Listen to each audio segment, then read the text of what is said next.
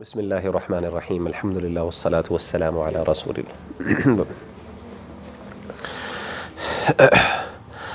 اعوذ باللہ من الشیطان الرجیم. بسم اللہ الرحمن الرحیم.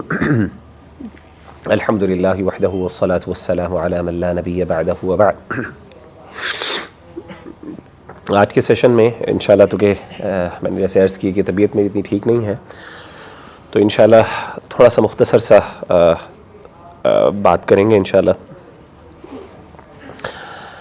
دیکھیں، جس طریقے سے انسان کا جسم تھکتا ہے اور انسان کے اعصاب جو ہیں وہ انسان کے بھاری ہو جاتے ہیں اور انسان اس کی وجہ سے ذہنی طور پہ جسمانی طور پہ تھک جاتا ہے، بالکل اسی طریقے سے انسان کا دل بھی تھک جاتا ہے. انسان کا دل بھی بوجھل ہو جاتا ہے، دل بھی پریشانیوں کے اندر گھر جاتا ہے. اور دل بوجھل کیوں ہوتا ہے، دل کے اوپر پریشانیاں کیوں آتی ہیں، یا دل کب تھکتا ہے؟ عام طور پہ اس کی کئی وجوہات ہیں، بہت سی کامن وجوہات جن کی وجہ سے دل بہت تھک جاتا ہے. جس طرح انسان کا جسم تھکتا ہے کام کر کے، محنت کر کے، وہ تب ہے جب انسان اپنے فیوچر کے بارے میں بہت زیادہ سوچتا ہے اور فیوچر کے بارے میں پریشان ہوتا ہے، ڈرا ہوتا ہے. فیئر آف فیوچر جو ہے وہ انسان کو اکثر تھکا دیتا ہے. آپ نے دیکھا کہ بہت سے لوگ جو ہیں وہ ڈپریشن اور انزائٹی کا شکار ہوتے ہیں. خاص طور پہ انزائٹی کہتے ہی اس ایسے خوف اور ایسے فیئر کو جو ہوتے ہیں جو لاحق ہونے والا، یعنی جو فیوچر میں انسان کو کوئی پریشانی آنے والی ہوتی ہے، اس کے حوالے سے جو خوف ہوتا ہے اس کو انزائٹی کہتے ہیں. اسی طریقے سے بعض اوقات انسان کو اس وجہ سے بھی انسان کا دل تھک جاتا ہے، یا انسان کا دل اس لیے بھی پریشان ہو جاتا ہے کہ انسان جو اللہ نے اس کو دیا ہوتا ہے اس میں وہ مطمئن نہیں ہوتا. بہت سی وجوہات ہو سکتی ہیں، بعض اوقات جینون ریزن ہوتی ہے اور بعض اوقات جینون ریزن نہیں ہوتی. بعض اوقات ویسے ہی انسان جو ہے وہ آپ کو پتہ ہے مال زیادہ اس کو چاہیے ہوتا ہے تو وہ مطمئن نہیں ہوتا، سیشیشن نہیں ملتی انسان کو. اور تیسری وجہ جس کی وجہ سے انسان کا دل جو تھک جاتا ہے وہ گریف ہے، وہ غم ہے، اور اسی طریقے سے ڈیزائرز ہیں، شہوات ہیں. یہ جب کثرت سے انسان کے دل کے اوپر وارد ہوتی ہیں، بار بار انسان کے دل پر حملہ ہوتا ہے، تو اس وقت انسان کا دل جو ہے وہ بہت تھک جاتا ہے. یہ جو غم ہے اور دل کے غم ہے اور دل کا بوجھ ہے اور دل کا اطمینان نہ ہونا، سکون نہ ہونا، یہ صرف ہمیں نہیں ہوتا، یہ صحابہ کو بھی ہوتا تھا، اور یہ ہر دور میں ہر جو ہے نیک لوگوں کو بھی ہوتا رہا، اور ظاہر ہے جو اللہ سے دور لوگ ہیں ان کو بھی ہوتا رہا. اللہ کے رسول صلی اللہ علیہ وآلہ وسلم یہ سیدنا ابو سعید خدری رضی اللہ تعالیٰ عنہ فرماتے ہیں کہ ایک دفعہ اللہ کے رسول صلی اللہ علیہ وسلم مسجد میں داخل ہوئے. فَإِذَا بِرَجُلٍ مِّنَ الْأَنصَارِ يُقَالُ لَهُ أَبُو أُمَامَةَ. ایک بندہ تھا، ایک صحابی تھے جو مدینہ کے صحابی تھے جن کا نام تھا ابو امامہ. وہ مسجد کے اندر موجود تھے. تو اللہ کے رسول صلی اللہ علیہ وسلم نے کہا، یا ابا امامہ، اے ابا امامہ، ما لی اراک جالسا فی المسجد فی غیر وقت الصلاۃ. کہ اے ابو امامہ، کیا ایسی چیز ہے، کیا ایسی پریشانی ہے تمہیں جس کی وجہ سے تم مسجد میں ایسے وقت میں ہو جو وقت نماز کا نہیں ہے؟ تم مسجد میں کیا کر رہے ہو یہاں پہ اس وقت میں؟ تو سیدنا ابو امامہ نے کہا کہ یا رسول اللہ صلی اللہ علیہ وسلم، ہموم لزمتنی، مجھے بہت سے غم اور فیئر جو ہیں وہ مجھے لاحق ہو گئے ہیں. ودیون غلبتنی، اور مجھ پر بہت زیادہ قرضہ چڑھ گیا، یعنی مال کی پریشانی اور اس کی وجہ سے پھر غم، مطلب زندگی بہت مشکل ہو گئی، ٹف ہو گئی ہے. اور اس پریشانی کی وجہ سے، اس کیفیت کی وجہ سے میں یہاں پہ مسجد میں آ گیا. آپ امیجن کریں کہ صحابہ جو تھے جب ان کو پریشانی ہوتی، مشکلات ہوتی اور وہ اس طرح کے غم بوجھل ہوتا تو وہ کدھر رخ کرتے؟ مسجد میں رخ کرتے تھے. اور وہ کوئی وقت بھی ہوتا، وہ 10 بجے 11 بجے کوئی بھی ٹائم ہو. اور عام طور پہ لگتا ہے یہی ہے، محسوس یہی ہوتا ہے کہ اس حدیث میں بھی وہ اس وقت میں تھے کہ جب وہ ٹائم نماز کا نہیں تھا، یعنی فجر کے بعد کا جو ٹائم ہے اس میں کافی زیادہ پیریڈ ہوتا ہے، ٹائم ہوتا ہے. غالباً اس ٹائم پہ تھے وہ. تو اس حالت میں وہ تک پریشانی اور غم کے اندر وہاں پہ موجود تھے. تو اللہ کے رسول صلی اللہ علیہ وسلم وہاں پہ تشریف لائے، اور آپ صلی اللہ علیہ وسلم کو ظاہر اللہ نے ہی بھیجا ہوگا ڈیفینیٹلی. تو آپ نے کہا کہ افلا اعلمک کلاما اذا قلته اذهب اللہ ہمک وقضى عنک دینک. کیا میں تمہیں کوئی ایسی بات نہ سکھا دوں یا ایسے کلمات نہ سکھا دوں کہ اگر وہ تم کلمات کہو یا وہ دعا کے کلمات تم اللہ کے سامنے گڑ گڑا کے پیش کرو تو اللہ تمہارے غموں کو تم سے دور کر دے، تمہاری پریشانیوں کو، تمہاری انزائٹی کو تم سے دور کر دے۔ ہموم کہتے ہیں پریشانی کو۔ وقضا عنک دینک، اور تمہارا جو قرضہ ہے وہ تم سے اللہ تعالیٰ دور کر دے، یعنی وہ تمہارا ادا کر دے۔ تو انہوں نے کہا بلا یا رسول اللہ، کیوں نہیں اللہ کے رسول، میں تو اسی غم اور اسی پریشانی میں یہاں پہ موجود ہوں۔ آپ صلی اللہ علیہ وسلم نے فرمایا اذا اصبحت و اذا امسیت، جب بھی تم صبح کرو یا شام کرو، یعنی صبح اور شام کے اذکار کے اندر ایک بندے کو دعا پڑھنی چاہیے، وہ نبی صلی اللہ علیہ وسلم نے لکھا، اور وہ کیا تھی؟ آپ نے فرمایا اللہم انی اعوذ بک من الہم والحزن، اے اللہ میں تیری پناہ میں آتا ہوں ہم سے اور حزن سے۔ ہم کہتے ہیں انزائٹی سے، اور حزن کہتے ہیں غم یعنی گریف سے۔ وَأَعُوذُ بِكَ مِنَ الْعَجْزِ وَالْكَسْلِ، اور اللہ میں تیری پناہ میں آتا ہوں عاجزی سے، والکسل اور لیزینس سے، یعنی کاہلی سے اور سستی سے۔ عاجزی ہوتی ہے، عاجزی کہتے ہیں جیسے علماء بیان کرتے ہیں، غالباً امام ابن قیم رحمہ اللہ فرماتے ہیں عاجزی جو ہوتی ہے وہ بندے کی حوصلے کی کمی اور اس میں نقص کا نام ہے۔ ہمت نہیں ہے انسان کے اندر، جذب یعنی مطلب انسان کو جسمانی قوت ہے، طاقت ہے، لیکن نا وہ ایک چاہت، وہ پیشن اور وہ جو انرجی ہے نا جو آپ کو چاہیے کوئی کام کرنے کے لیے، کوئی اپنا گول اچیو کرنے کے لیے، وہ نہیں ہے آپ کے اندر، تو عجز اسے کہتے ہیں۔ والکسل، کسل کہتے ہیں کاہلی یا سستی کو۔ وَأَعُوذُ بِكَ مِنَ الْجُبْنِ وَالْبُخْلِ، اور اللہ میں تیری پناہ میں آتا ہوں جبن اور بخل سے، بخیلی سے۔ وَأَعُوذُ بِكَ مِنْ غَلَبَةِ الدَّيْنِ وَقَهْرِ الرِّجَالِ، اور اللہ میں تیرے پناہ میں آتا ہوں قرضے کے غلبے سے، وقہر الرجال، اور لوگوں کے قہر سے، مردوں کے قہر سے، یعنی دشمن کے قہر سے اور اس کی زیادتی سے۔ تو کہتے ہیں کہ فَفَعَلْتُ ذَلِكَ فَأَذْهَبَ اللَّهُ هَمِّي وَقَضَى عَنِّي دَيْنِي، جب میں نے یہ دعائیں پڑھنا شروع کی صبح شام تو اللہ تعالیٰ نے مجھ سے یہ دونوں چیزیں دور کر دیں۔ تو کہنے کا مطلب یہ ہے کہ صحابہ کی جو صحابہ کا جو اصل طریقہ کار تھا نا، یہ تھا کہ پریشانی کی حالت میں، اور خاص طور پہ جب دل ان کا بھاری ہو جاتا ہے غم میں اور پریشانی میں، تو وہ مسجد کا رخ کیا کرتے تھے، اور وہاں پہ جا کے اللہ تعالیٰ نے ان کی دعا کو سنا، اور اس پریشانی کو دیکھ کے اللہ نے نبی صلی اللہ علیہ وسلم کو بھیجا، اور آپ نے ان کو یہ کلمات سکھائے، اور وہ جب انہوں نے کلمات ادا کیے صبح شام تو اللہ نے نہ صرف ان کے مالی مسائل حل کر دیے بلکہ ان کے دل کو بھی ٹھنڈا کر دیا۔ دیکھیں ہمارے جو اسلاف ہیں، جیسے میں نے آپ کو صحابی کی مثال دی، نبی صلی اللہ علیہ وسلم کی مثال تو اس سے بھی بہت اعلیٰ تھی۔ آپ صلی اللہ علیہ وسلم پہ جب بھی کوئی مشکل آتی، جب بھی کوئی پریشانی آتی، تو آپ صلی اللہ علیہ وآلہ وسلم مسجد کا رخ کرتے، نماز کا رخ کرتے، یعنی نماز جو تھی وہ آپ صلی اللہ علیہ وسلم کے لیے ایک سورس آف پیس تھا۔ حضرت حذیفہ بن یمان کہتے ہیں، اور یہ تفسیر ابن کثیر میں امام ابن کثیر رحمہ اللہ تعالیٰ نے ذکر کیا، آپ نے فرمایا کہ آپ صلی اللہ علیہ وآلہ رجعت الی النبی صلی اللہ علیہ وسلم لیلۃ الاحزاب، جو احزاب کا دن تھا نا، یہ احزاب کی رات تھی، یعنی جنگ احزاب کی جو رات تھی، جس رات مسلمانوں کے اوپر بہت بڑی آزمائش آئی تھی۔ آپ کو پتہ ہے جنگ احزاب جو تھی اس کے اندر مسلمانوں کی جو کنڈیشن تھی وہ ان لائک یعنی دوسری کنڈیشن سے بہت مختلف تھی۔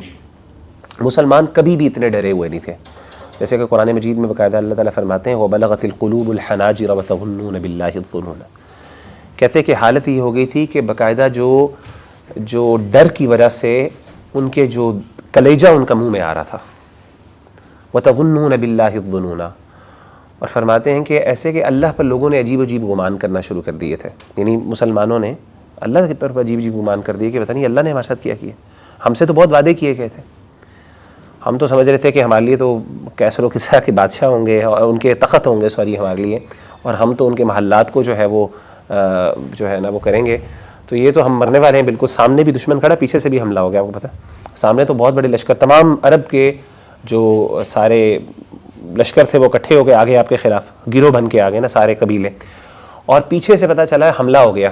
کیسے حملہ ہوا کہ جو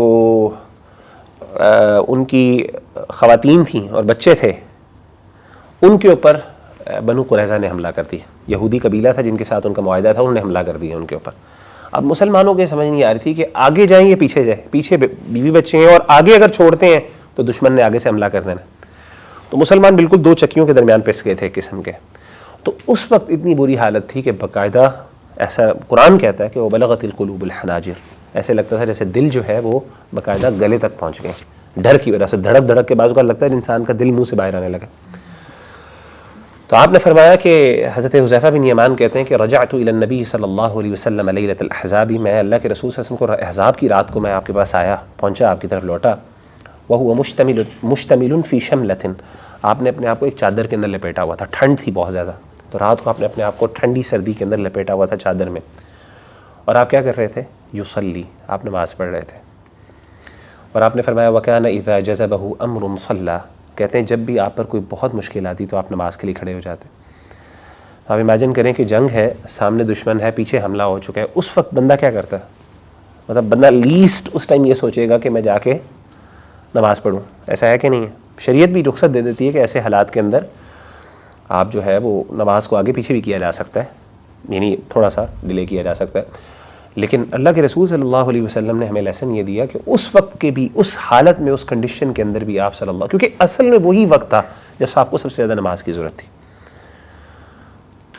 تو حضرت حذیفہ بن یمان کہتے ہیں کہ، اور اسی طریقے سے ایک اور سیدنا علی رضی اللہ تعالیٰ عنہ فرماتے ہیں لقد رأیتنا لیلۃ البدر وما فینا الا نائم، کہتے ہیں کہ جو بدر کی رات تھی، اب آپ کو پتہ ہے بدر کی رات بھی مسلمانوں کے لیے پہلی جنگ تھی، اس وقت بھی مسلمان بہت جو ہے نا اس حالت میں تھے، یعنی ڈر کی حالت میں، پہلی جنگ تھی مسلمان، کیونکہ اصل میں مسلمان جنگ کرنے کے لیے آئے نہیں تھے، مسلمان بیسیکلی قافلے کے اوپر حملہ کرنے آئے تھے، قافلے کا رستہ روکنے کے لیے آئے تھے، حملہ بھی نہیں کہنا چاہیے، رستہ روکنے کے لیے آئے تھے، کیونکہ اللہ کے رسول صلی اللہ علیہ وسلم چاہتے تھے کہ قافلے کو روکا جائے اور ان سے اپنی منوائی جائے، اپنی باتیں منوائی جائیں۔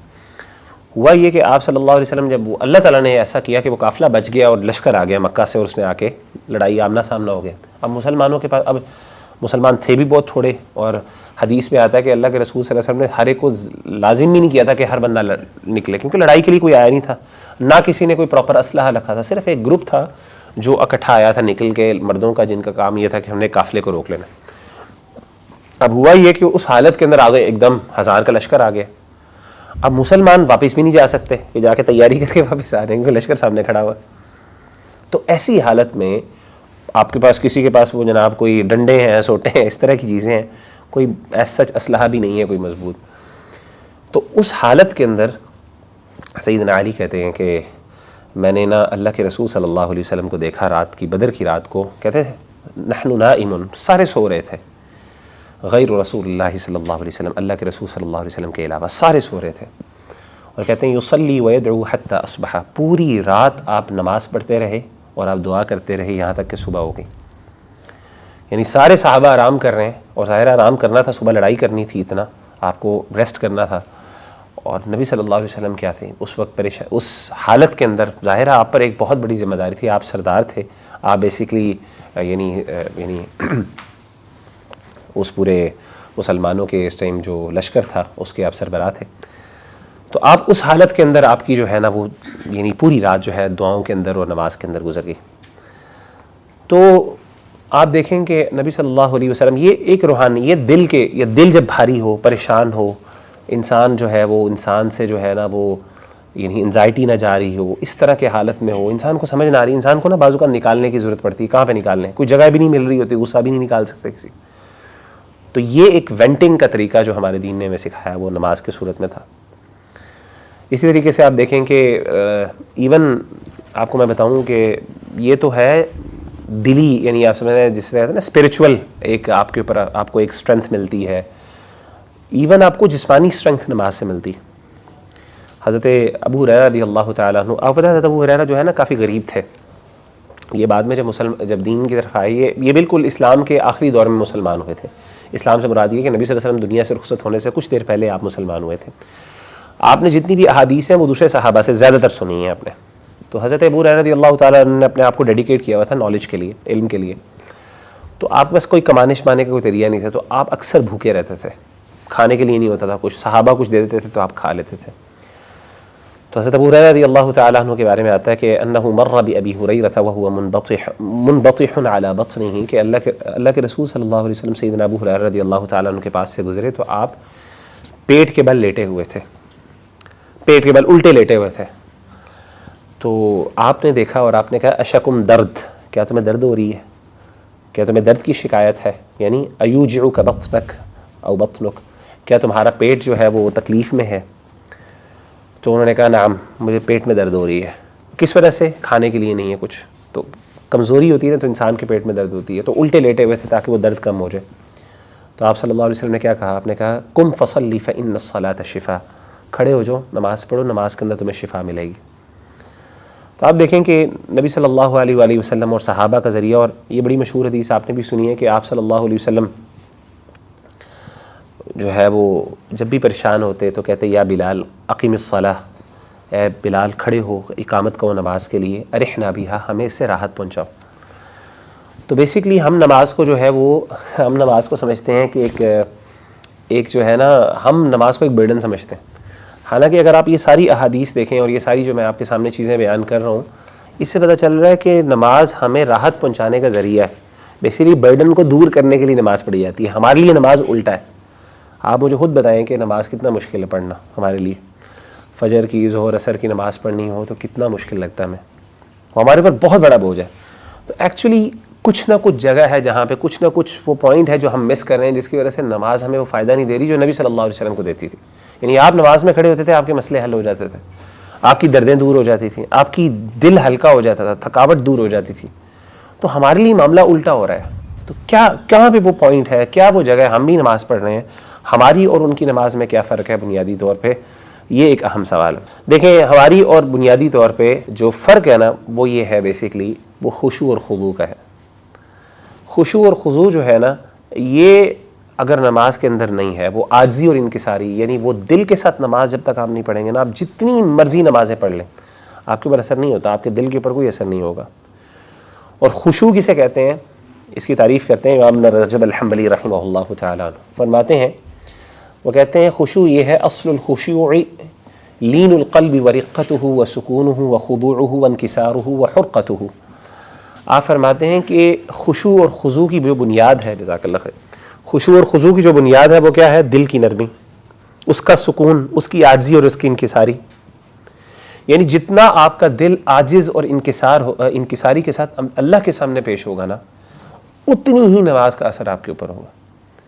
آپ جتنی مرضی کوشش کر لیں نماز کے اوپر، نماز آپ کو تب تک راحت نہیں پہنچائے گی جب تک کہ آپ کا دماغ اور دل اللہ کے ساتھ اس ٹائم وہ وابستہ نہیں ہوگا، یا آپ کا دل اس طرف مرکوز نہیں ہوگا، فوکس نہیں ہوگا۔ اگر آپ کا دل نرم نہیں ہے، آپ بے شک، میں نے لوگوں کو دیکھا، آپ نے بھی دیکھا ہوگا، سو رکھتے پتہ نہیں کیسے پڑھ لیتے ہیں، میں تو حیران ہوں، مجھ سے نہیں، میں تو سوچتا ہوں کیسے پڑھ لیتے ہیں وہ، سو رکھتے پڑھ لیتے ہیں اکٹھے ایک وقت میں، اور اتنی سپیڈ کے ساتھ پڑھتے ہیں پتہ ہی نہیں چلتا۔ تو وہ سو رکھتے پڑھ لینا اس طرح کر کے وہ، اور مجھے ان کو کوئی خاص فرق بھی نہیں۔ یعنی ہمارا دین کیا کہتا ہے کہ آپ 2 رکعتیں بھی پڑھیں جب نماز کے سامنے اللہ کے سامنے ہوں، تو اتنی عاجزی اور اتنی انکساری ہو کہ لگے جیسے کہ میں پتہ نہیں کس کنیکشن کے ساتھ میں اپنے آپ کو یعنی کیسا کنیکشن میں نے اللہ کے ساتھ ڈیولپ کر لیا اس ٹائم۔ ہمارا نہیں ہوتا اس طریقے سے۔ تو علماء کہتے ہیں کہ اصل میں خشوع اور خضوع کی جو کمی ہے نا، یہ سب سے بڑی وجہ ہے جس کی وجہ سے نماز وہ اثر نہیں کرتی جو ہمیں اثر نماز کا ہونا چاہیے۔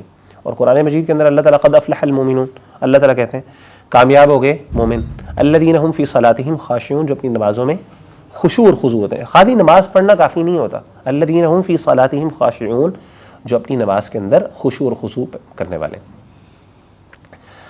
اب میں آپ کو بتاتا ہوں کہ ہمارے ہاں نا ایک منافق کی نماز میں اور ہماری نماز میں کیا فرق ہے۔ قرآن مجید میں آپ بڑی انٹرسٹنگ بات دیکھیں گے، قرآن مجید میں اللہ تعالیٰ نے مسلمانوں کی نماز کا بھی ذکر کیا، منافقین کی نماز کا بھی ذکر کیا، اور احادیث کے اندر بھی وہ کمپیریزن کیے۔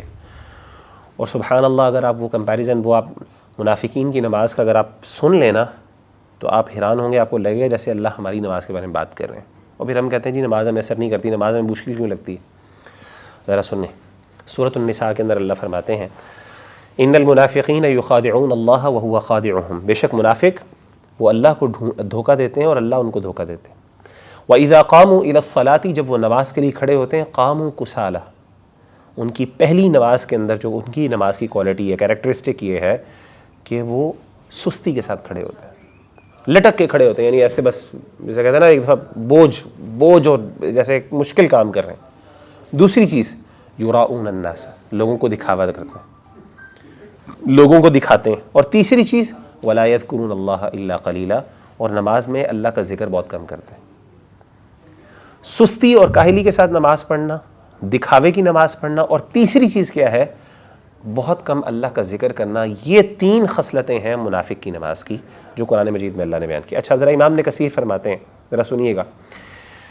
امام ابن کثیر 5 ان کی وہ چیزیں بیان کرتے ہیں۔ وہ کہتے ہیں اس کی وضاحت میں وہ کہتے ہیں اصل میں ہے کیا؟ وہ کہتے ہیں هذه صفة المنافقین فی اشرف الاعمال وافضلها وخیرها۔ وہ کہتے ہیں کہ یہ منافقین کی نماز کی اللہ نے کیریکٹرسٹک بتائی ہے، یہ ان کی نماز کی اصل یہ نہیں ہے، حیثیت ہے۔ کس کے ساتھ ہے یہ؟ ان کے نماز کے ساتھ تعلق ہے وہ چیز، وہ نماز جو سب سے زیادہ بہترین عمل ہے، یعنی اشرف الاعمال، اللہ کو سب سے زیادہ پسندیدہ جو عمل ہے وہ کون سا ہے؟ وہ نماز ہے۔ اس کے ساتھ ان کا رویہ یہ ہے۔ ان کی نماز کیسی ہے؟ اذا قاموا الیہا قاموا وهم کسالی عنہا، جب وہ کھڑے ہوتے ہیں تو سستی کے ساتھ کھڑے ہوتے ہیں۔ لانہم لا نیت لہم فیہا، کیونکہ ان کے اندر ان کی نیت نہیں ہوتی۔ تیسری چیز ولا ایمان لہم بہا، نہ ان کے اندر ایمان ہوتا ہے۔ تیسری ولا خشیہ، نہ ان کو خشیت ہوتی ہے۔ ولا یعقلون معناها، نہ ان کو اس کے معنی کا پتہ ہوتا ہے۔ یہ 5 چیزیں انہوں نے ذکر کی ہیں۔ پہلی چیز سستی کے ساتھ کھڑے ہوتے ہیں۔ دوسری چیز سنسیریٹی نماز کے اندر کم ہوتی ہے۔ تیسری چیز یہ ہوتی ہے ایمان کم ہوتا ہے، ایمان کے ساتھ ظاہر ہے وہ جب سنسیریٹی نہیں ہوتی تو ایمان بھی نہیں ہوتا۔ چوتھی چیز کیا ہے؟ اللہ کا خوف نہیں ہوتا، یعنی اللہ کا ڈر نہیں ہوتا۔ نماز پڑھتے ہوئے آپ کو اللہ سے ڈر آنا چاہیے، خوف ہونا چاہیے، دل کانپنا چاہیے، جسم کے اندر یعنی کپاہٹ ہونی چاہیے، نہیں ہوتا۔ اور 5ویں چیز یہ ہے معنی نہیں پتہ ہوتے نماز کے، جو پڑھ رہے ہیں بس بولی جا رہے ہیں، مطلب میننگ نہیں پتہ اس کا۔ آپ مجھے بتائیں یہ 5 چیزیں ہمارے اندر ہیں کہ نہیں ہیں؟ بلکہ یہ 3 چیزیں جو پہلی ذکر ہے، اکثر ہم دکھاوے کی نماز پڑھ رہے ہوتے ہیں۔ ہم اس لیے پڑھ رہے ہوتے ہیں مجبوری، کیونکہ کوئی اور نہیں، ہمارا دوست ہوتا ہے، ہمیں چھٹی نہیں کر سکتے تو ہمیں پڑھنی پڑتی ہے اس کو دکھانے کے لیے، اس کی پریشر کے اندر، پیئر پریشر میں آ کے بعض اوقات پڑھ رہے ہوتے ہیں۔ دوسری چیز ہماری یہ ہے کہ جب ہم پڑھتے ہیں تو بالکل سستی سے ہماری بس کسی طریقے سے جان چھوٹ جائے۔ اور تیسری چیز کیا ہوتی ہے؟ کوئی ذکر ہوتا ہی نہیں، کیونکہ ہمارا دماغ کہیں اور چل رہا ہوتا ہے۔ تو یہ 5 چیزیں نماز کی جو ہے یہ کس کے اندر ہیں؟ یعنی یہ 5 کی 5 چیزیں امام ابن کثیر رحمہ اللہ تعالیٰ عنہ نے ذکر کی ہیں کہ سب کی سب جو ہے نا منافقین کی نماز کے اندر ہے۔ اور اس طریقے سے سیدنا ابو ہریرہ رضی اللہ تعالیٰ عنہ فرماتے ہیں کہ آپ صلی اللہ علیہ وسلم نے فرمایا ان اثقل صلاۃ علی المنافقین صلاۃ العشاء و صلاۃ الفجر۔ سب سے زیادہ مشکل 2 نمازیں ہیں منافقین کے اوپر، کون سی؟ ایک فجر کی نماز اور ایک عشاء کی نماز۔ سب سے زیادہ مشکل لگتی ہیں فجر کی نماز اور عشاء کی نماز منافقین کو۔ وَلَوْ يَعْلَمُونَ مَا فِيهِمَا لَأَتَوْهُمَا وَلَوْ حَبْوًا۔ آپ نے فرمایا کہ اگر ان کو اس کی اہمیت کا پتہ چل جائے، ان نمازوں کی اہمیت کا، کہ اس کے اندر اللہ نے کتنی خیر رکھی ہے، تو اس کے لیے اگر ان کو کرال کر کے آنا پڑے تو اس کے لیے بھی، اپنے گھٹنوں کے بل چل کے آنا پڑے تب بھی چل کے۔ پھر آپ نے کیا فرمایا؟ آپ نے کہا وَلَقَدْ هَمَمْتُ، انہوں نے کہا میرا ارادہ میں نے کیا، ان آمر بالصلاۃ، کہ میں ایک بندے کو نماز کا حکم دوں کہ وہ نماز پڑھائے میری جگہ، فتقام ثم، پھر اقامت کہی جائے، ثم آمر رجلا، پھر میں ایک بندے کو حکم دوں، اس کو ساتھ لوں، فیصلی، یعنی ایک بندے کو حکم دوں، فیصلی بالناس، وہ لوگوں کو نماز پڑھائے، ثم انطلق معی، پھر میں کیا کروں کہ پھر وہ میرے ساتھ چلے، پھر میں لے کے چلوں لوگوں کو اپنے ساتھ، کچھ لوگوں کو، حزم من حطب الى قوم، لکڑیاں اکٹھی کر کے ایسی قوم کی طرف، لا یشہدون الصلاۃ، جو نماز کے اندر حاضر نہیں ہوئے، فاحرق علیہم بیوتہم بالنار، تو میں ان کے گھروں کو آگ سے جلا دوں۔ یہ صحیح مسلم کی حدیث ہے، اور آپ امیجن کریں کہ نبی صلی اللہ علیہ وسلم سے بڑھ کر کسی بندے کا دل نرم نہیں تھا، ایسا ہے کہ نہیں؟ اپنی امت کے لیے سب سے زیادہ خیر خواہ کون تھے؟ نبی صلی اللہ علیہ وسلم۔ لیکن نبی صلی اللہ علیہ وسلم نے کہا کہ میرا دل چاہتا ہے کہ میں نماز کا حکم دوں، اقامت ہو، نماز پڑھیں، اور جب نماز کھڑی ہو جائے اور میں دیکھوں کون نہیں آیا نماز کے اندر، کون حاضر نہیں ہوا، اس کے بعد میں لکڑیاں اکٹھی کروں اور جا کے مردوں کے ساتھ جا کے ان کے گھروں کو جلا دوں جو اپنے گھر میں بیٹھے ہوئے نماز وہاں پہ ہو رہی۔ اور آپ کو میں ایک بات بتاؤں، نبی صلی اللہ علیہ وآلہ وسلم کی پوری زندگی میں صرف 2 ٹائم نماز لیٹ ہوئی تھی۔ کسی کو یاد ہے کون کون سے ٹائم پہ؟ جی، جنگ احزاب میں، اور دوسری سفر میں تھے، پتہ نہیں وہ کہہ رہے تھے نماز پڑھنے کے لیے صبح۔ ہاں، 2 نمازیں تھیں۔ ایک نماز یہ تھی کہ آپ سفر میں تھے، فجر کی نماز، آپ رات کو پہنچے تو آپ نے سیدنا بلال رضی اللہ تعالیٰ عنہ کو کہا کہ تم ایسا کرو، تم سونا نہ، ہم سارے سو رہے ہیں، تھکاوٹ بہت زیادہ تھی، بہت تھکاوٹ تھی۔ تو آپ نے کہا کہ ایسا کریں کہ آپ نے نا ہمیں جو ہے نا اٹھا دیجیے گا نماز کے لیے۔ تو سارے صحابہ سو گئے، تھکاوٹ بہت زیادہ تھی، تو آپ بھی صلی اللہ علیہ وسلم بھی سو گئے۔ تو سیدنا بلال اکیلے کھڑے ہوئے انتظار کرتے رہے اپنے آپ کو، ظاہر ہے وہ بھی بہت زیادہ تھکے ہوئے تھے، لیکن اچانک کیا ہوا کہ وہ بھی، ان کی بھی آنکھ لگ گئی۔ تو نبی صلی اللہ علیہ وسلم کی سب سے پہلے آنکھ کھلی جب سورج کی کرنیں آپ کے چہرے پہ پڑیں، یعنی وہ گرمی آپ کو جب پڑی منہ پہ، ایک دم آپ پریشان ہو کے اٹھے اور آپ نے کہا یہ کیا ہوا ہے، نماز نکل گئی. آپ نے حضرت بلال کو بلایا، آپ نے کہا کہ بلال آپ کو تو کہا تھا کہ اٹھانا ساروں کو، آپ خود سو گئے. تو انہوں نے کہا اللہ کے رسول جس چیز نے آپ کو سلا دی اس نے مجھے بھی سلا دی ہے. یعنی جب آپ جیسا مضبوط آدمی جو ہے وہ سو گئے، آپ کے خیال میں کیسا سو نہیں سکتا. تو آپ سیدنا بلال بھی سو گئے. اچھا ہوا یہ کہ پھر آپ صلی اللہ علیہ وسلم نے کہا کہ یہاں سے چلو، یہاں پہ نا شیطان، آپ کے یہاں پہ شیطانی اثرات ہیں. شیطانی اثرات سے مراد یہ کہ آپ صلی اللہ علیہ وسلم وہاں سے نکلنا چاہتے ہیں کیونکہ وہاں پہ سونے کی وجہ سے، غفلت کی وجہ سے نماز نکل گئی. تو آپ نے کہا ہم آگے جا کے نماز پڑھتے ہیں. آپ آگے گئے، وہاں پہ جا کے آپ نے کیا کیا کہ پھر باقاعدہ وضو کیا اور آپ نے پھر سنتیں ادا کی، پھر نماز پڑھائی آپ نے. ایک یہ وہ ہے. اور دوسرا ٹائم آپ صلی اللہ علیہ وسلم کی نماز لیٹ ہوئی غزوہ احزاب کے موقع پر، جنگ کے دوران. اس ٹائم جب مسلمانوں کے اوپر یہ حالت تھی اور آپ کی نماز لیٹ ہو گئی اور آپ صلی اللہ علیہ وسلم نے بد دعا کی تھی. آپ نے کبھی بھی، آپ امیجن کر سکتے ہیں کہ آپ کے الفاظ کیا تھی. آپ نے فرمایا تھا کہ ملا اللہ بیوتہم نارن، اللہ تعالیٰ ان کے ملا اللہ قبورہم نارن، اللہ تعالیٰ ان کی قبروں کو آگ سے بھر دے. یہ جو لوگ ہیں جن کی وجہ سے ہماری عصر کی نماز جو ہے وہ لیٹ ہو گئی، عصر کی نماز آپ کی لیٹ ہوئی تھی. تو آپ نے بد دعا کی ان کے لیے کہ ان کی وجہ سے، کیونکہ ان کی جنگ کی وجہ سے، لڑائی کے دوران آپ کو موقع نہیں مل سکا. اور میں بتاؤں نماز ایک وہ واحد موقع ہے، آپ کو پتہ ہے نماز ایک واحد موقع ہے، نماز وہ واحد عمل ہے جو آپ کو خوف کی حالت میں، لشکر سامنے کھڑا ہو پھر بھی آپ کو نماز پڑھنی. صلاۃ الخوف کا پتہ ہے نا آپ کو، باقاعدہ قرآن مجید میں اللہ تعالیٰ نے خوف کی نماز پڑھنے کا طریقہ سکھایا ہے، جس کے اندر باقاعدہ 2 گروپس بن جاتے ہیں. ایک گروپ ہے وہ آگے جاتا ہے، وہ نماز پڑھتا ہے، پیچھے وہ پکڑے کھڑے ہوتے ہیں ہتھیار پکڑ کے. پھر وہ سجدہ کر کے جب اپنی رکعت پوری کرتا ہے وہ پیچھے آ جاتے ہیں، اور آگے والے یعنی جو پیچھے کھڑے ہوتے ہیں وہ آگے آ جاتے ہیں، اور پھر وہ اپنی وہ پہرا دیتے ہیں. اس طرح کر کے پھر وہ آخر میں ان کے ساتھ مل جاتے ہیں. تو کر کے یہ اس طرح کر کے 2 رکعتیں ہوتی ہیں. قرآن مجید میں اس کا باقاعدہ طریقہ بیان کیا ہوا ہے. تو کہنے کا مطلب ہے کہ صلاۃ الخوف بھی ہے. تو یہ ساری چیزیں جو نبی صلی اللہ علیہ وآلہ وسلم نے، آپ دیکھیں کہ آپ صلی اللہ علیہ وسلم نے باقاعدہ بد دعا بھی کی، اور آپ نے بد دعا کے ساتھ ساتھ آپ صلی اللہ علیہ وآلہ وسلم نے اس منافقین کے بارے میں خاص طور پہ یہ بات کی. میں نے آپ کو بتایا کہ 2 نمازیں، ایک فجر کی اور ایک عشاء کی نماز. اسی طریقے سے آپ نے ایک اور چیز بیان کی، آپ نے فرمایا کہ تلک صلاۃ المنافقین، منافقین کی نماز کیسی ہے. آپ نے 3 دفعہ کہا، آپ نے کہا 3 دفعہ کہا تلک صلاۃ المنافقین، تلک صلاۃ المنافقین، تلک صلاۃ المنافقین. یہ منافقین کی نماز ہے، یہ منافقین کی نماز ہے. منافق کیا نماز ہے؟ یجلس احدہم، ایک بندہ بیٹھا رہتا ہے، حتی اذا اصفرت الشمس، یہاں تک کہ سورج زرد ہو جاتا ہے. فکانت بین قرنی الشیطان، تو شیطان کے 2 سینگوں کے درمیان ہو جاتا ہے. قام، کھڑا ہوتا ہے. فنقر 4، وہ 4 ٹھونگے لگاتا ہے. لا یذکر اللہ فیہا الا قلیلا، وہ اس میں اللہ کا کوئی بھی ذکر نہیں کرتا مگر تھوڑا سا. تو منافق کی نماز یہ ہوتی ہے کہ وہ عصر کی نماز ہمیشہ لیٹ کر کے پڑھتا ہے، اور وہ انتظار کرتا رہتا ہے یہاں تک کہ سورج بالکل غروب ہونے، زرد ہو جاتا ہے، پیلا ہو جاتا ہے، اور اب وہ غروب ہونے لگتا ہے. اس وقت وہ کیا کرتا ہے، ایک دم وہ اٹھتا ہے، اچانک پریشان ہو گیا، وہ نماز نکلنے لگی ہے، فوراً جاتا ہے 4 ٹھونگے لگاتا ہے جلدی سے، کوئی اس کو ٹائم ہی نہیں ہوتا. اور اس کے اندر اس نے کیا ذکر کرنا ہے، اللہ کیا خشوع اور خضوع ہوتی ہے.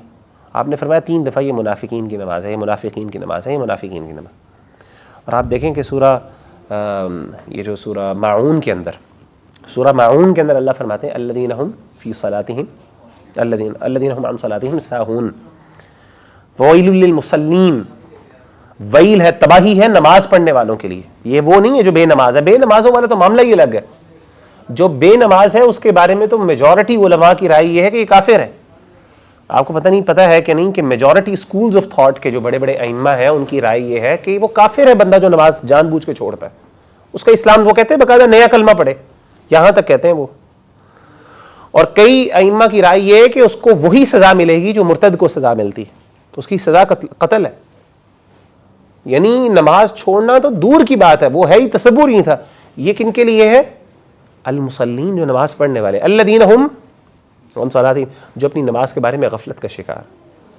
نماز آرام سے لیٹ ہو جاتی ہے، پتہ نہیں چلتا. پڑھتے ضرور ہیں لیکن لیٹ پڑھتے ہیں، اس حق سے نہیں پڑھتے جس طریقے سے ان کو پڑھنی چاہیے. امیجن کریں کہ ہمارا دین ہم سے کیا ایکسپیکٹیشن کر رہے ہیں اور ہم کہاں پہ کھڑے ہوئے. آرام سے نماز ایسے ہمارے پاس لیٹ، کوئی ہمارے پاس کوئی اس کا جو ہے وہ نہ کوئی پریشانی، نہ کوئی وہ اللہ سے ڈر اور اللہ کا خوف. آپ صلی اللہ علیہ وآلہ وسلم نے فرمایا کہ جس بندے کی عصر کی نماز نکل جائے فقد وطغ اہلہ ومالہ.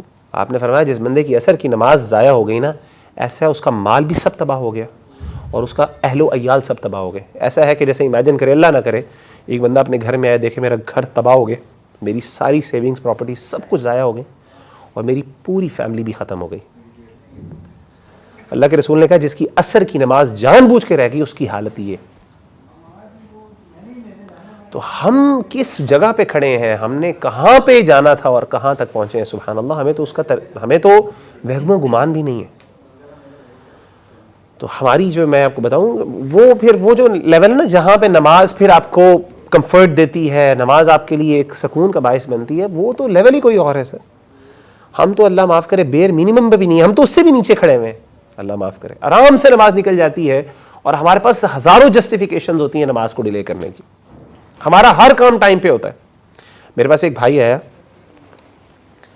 اس نے مجھے کہا کہ یار میں بہت کوشش کرتا ہوں مجھ سے نماز نہیں پڑھی جاتی فجر کی. میں نے کہا کبھی آج تک آپ کا ایگزام لیٹ ہوا ہے؟ آپ خود اپنے آپ سے پوچھ لیں. آپ میں سے جو بھائی کہتے ہیں نا کہ یار میں بڑی کوشش کرتا ہوں مجھ سے لیٹ ہو جاتی, کبھی آج تک آپ کا ایگزام لیٹ ہوا ہے؟ نہیں, آپ ایگزام میں ایگزیکٹ ٹائم پہ پہنچتے ہیں. ٹھیک ہے آپ تیاری اس کی صحیح نہیں کر پاتے, وہ ایک علیحدہ بات ہے, لیکن ایگزام ٹائم پہ آپ پہنچتے ہیں. وہاں پہ تو کوئی لیٹ نہیں ہوتا. آپ کی جاب آفس, آپ کا جاب کا انٹرویو ہو, وہاں پہ سارے کوئی بندہ لیٹ نہیں ہوتا. اسی طریقے سے اگر آپ کا باس سخت ہے اور وہ آپ کی سیلری کاٹتا ہے تو مجھے نہیں لگتا, بہت کم لوگ ایسے ہیں جو لیٹ ہوتے ہوں گے, سارے ٹائم پہ پہنچتے ہیں. ہر وہ بندہ بھی ٹائم پہ پہنچتا ہے جس کو یہ جو شکوہ کرتا ہے مجھ سے نماز. اصل میں بات پرائیورٹیز کی ہے, سیدھی سی بات ہے. جب آپ کو ٹینشن ہے نا نماز میری نہیں, یعنی جب آپ کو فرق پڑے گا کہ نماز گزر جانے سے آپ کو یعنی ایک آپ کو فیل ہوگا کہ میں نے بہت بڑا نقصان ہو گیا ہے, تب آپ کو نماز آپ کو اتنا مجبور کرے گی کہ آپ کی نماز نہیں رکے گی. اور میں بتاؤں نہ آپ کو الارم, اگر آپ واقعی نیت کے ساتھ نماز پڑھتے ہیں نا, آپ کو نہ الارم کی ضرورت ہے نہ کسی چیز کی ضرورت ہے. آپ کر کے دیکھ لیں. جو بندہ نماز پڑھنے والا ہے فجر کی نماز, میں اسے چیلنج کر کے کہتا ہوں آپ الارم بند کر دیں, اپنا الارم نہ کریں, آپ نماز کے لیے پھر بھی اٹھ جائیں گے. یہ اللہ تعالیٰ نے ایسا نظام بنایا, میں نے اپنا کر کے تجربہ, آپ کر کے دیکھ لیں. آپ کا الارم نہ بولے, اور اگر آپ کی عادت نہیں ہے نا, یا اگر آپ سے اٹھا نہیں جاتا تو آپ 10 الارم لگا لیں, 10 الارم لگا لیں 5-5 منٹ بعد, جس طرح الارم لگائے جاتے ہیں. چلیں جی اگر یہ نہ ہوا تو پھر 5 منٹ بعد, پھر 5 منٹ بعد آپ لگا لیں, 10 الارم لگا لیں, آپ نہیں اٹھ پائیں گے. اور نہیں اٹھتا, ایسا ہی ہوتا ہے. آپ روزانہ لگاتے ہوں گے, روزانہ نہیں اٹھ پاتے. تو بتانا میں یہ چاہ رہا ہوں کہ میں آپ کو بنیادی چیز ہے آج کے سیشن میں بنیادی چیز صرف یہ آپ کو کہوں گا کہ منافق کی نماز اور ہماری نماز میں فرق ہونا چاہیے. اور اللہ معاف کرے, اس ٹائم ہم نبی صلی اللہ علیہ وسلم کے دور میں منافقین نماز نہیں چھوڑتے تھے. میں آپ کو بتا دوں, نبی صلی اللہ علیہ وسلم کے دور میں منافقین نماز پڑھا کرتے تھے, لیکن ہوتے کیا تھے, لیٹ آتے تھے. اور صحابہ کہتے تھے جو نمازوں میں لیٹ آتے تھے ہماری نشانی ہوتی تھی, کچھ نشانیاں ہوتی تھی منافق کون ہے, کیونکہ اللہ کے رسول نے منافقین کا بتایا نہیں تھا, مسلمانوں کے درمیان تھے, پتہ تھا منافق ہے. کیا نشانیاں ہوتی تھیں؟ نماز میں لیٹ آنا. آپ نے حضرت عبداللہ بن ام مکتوم رضی اللہ تعالیٰ عنہ کی بات آپ نے بڑی مشہور سنی ہے, نبینا صحابی ہیں. اللہ کے رسول صلی اللہ علیہ وسلم کے پاس آئے, اللہ کے رسول سے کہا اللہ کے رسول رات کی نماز کی مجھے اجازت دے دیں, میں گھر میں پڑھ لیا کروں. نبینا آدمی میرے ساتھ کوئی ہوتا نہیں ہے, مجھے لے کے آئے مسجد میں. اور مسجد کے اندر آپ نے فرمایا کہ مسجد کے رستے میں, یعنی مسجد کے میرے اور گھر کے درمیان فاصلہ بھی زیادہ ہے, اور رستے میں ایسے موذی جانور بھی ہیں, نقصان دہ جانور بھی ہیں, سام شام بھی ہو سکتے ہیں, نقصان ہو سکتا ہے. میں اکیلا ہوتا ہوں, مجھے کوئی لانے والا نہیں ہے, مجھے اجازت دے دیں کہ میں اگر رات کی نماز گھر پڑھ لیا کروں. آپ نے کہا ٹھیک ہے, اجازت دے دی. تھوڑی دیر بعد آپ نے دوبارہ بلایا, کچھ دیر بعد وہ آپ جانے لگے, واپس آپ نے بلایا. آپ نے کہا مجھے یہ بتاؤ تمہیں آواز آتی ہے اذان کی؟ انہوں نے کہا جی مجھے اذان کی آواز آتی. میں نے کہا مسجد میں آنا پڑے گا. سبحان اللہ. میں یہ بس آپ سب بھائیوں کو, میں آپ کو بھی یہ نصیحت کرنا چاہ رہا ہوں. دیکھیں میں آپ کو بتاؤں, سب سے پہلا سوال قیامت کے دن نماز کا ہونا. یہ میں آپ کو بتا دوں کہ ایک بندے کے لیے یہ ٹکٹ ہے. اور آپ کو میں ایک اور بات بتا دوں, قبر کے اندر بھی اگر آپ چاہتے ہیں, بلکہ میں آپ کو ایک قسم کا لٹمس ٹیسٹ اپنے ذہن میں رکھ لیں. اگر آپ چاہتے ہیں کہ مجھے پتہ چل جائے کہ میں قبر کے اندر میری مطلب اللہ تعالیٰ میں بچ جاؤں گا کہ نہیں بچ جاؤں گا, تو آپ اپنے نماز کے ساتھ اس کو ذرا چیک کر سکتے ہیں. حدیث میں آتا ہے نبی صلی اللہ علیہ وسلم نے فرمایا کہ جب بندہ قبر کے اندر ہوگا نا اور فرشتے سوال کر رہے ہوں گے, تو ایک حدیث میں آتا ہے کہ باقاعدہ اس کو سورج غروب ہوتا دکھایا جائے گا. اس وقت جب فرشتہ اس سے کمیونیکیٹ کر رہا ہے, اس سے سوالات کر رہا ہے, سوالات کر لیے, ساتھ ہی اس کو جو ہے سورج غروب ہوتا دیکھے گا, وہ دکھایا جائے گا. جیسے ہی وہ دیکھے گا وہ کہے گا کہ دعنی دعنی، مجھے چھوڑ دو، میں نے نماز پڑھنی، میری نماز لیٹ ہو رہی ہے. امیجن کریں کہ آپ قبر کے اندر ہیں اور فرشتہ، اور وہ کتنا خوفناک فرشتہ، اس کی انشاءاللہ موقع ملا تو میں آپ کے ساتھ انشاءاللہ کسی وقت وہ قبر کے حوالات کے بارے میں بھی ذکر کروں گا کہ کس طریقے سے فرشتے ہوں گے اور کیا ان کے اندر وہ معاملہ ہوگا.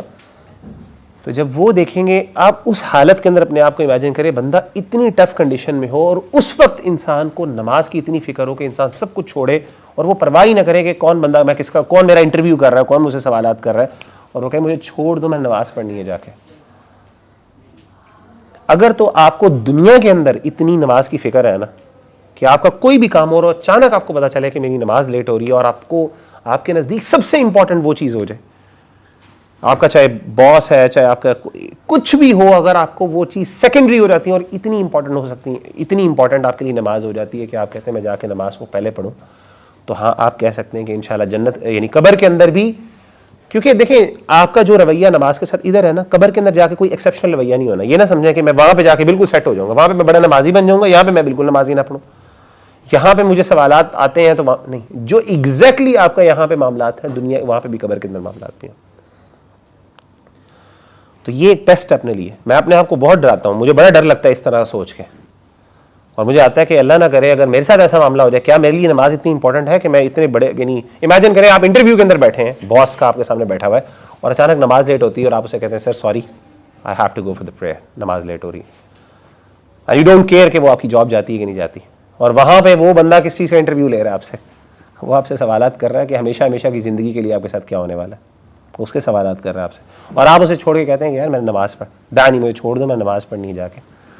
تو اتنا پیشن اور اتنی سینسٹیوٹی ہوگی نا آپ کی نماز کے لیے، تو اس وقت پھر آپ کہہ سکتے ہیں کہ میری قبر میں نجات ہو سکتی ہے. لیکن اگر ایسا نہیں ہے تو پھر فائدہ کیا آپ کو، پھر اللہ معاف کرے دنیا جہان کی آپ جو بھی معاملات اچیومنٹس کر لیں.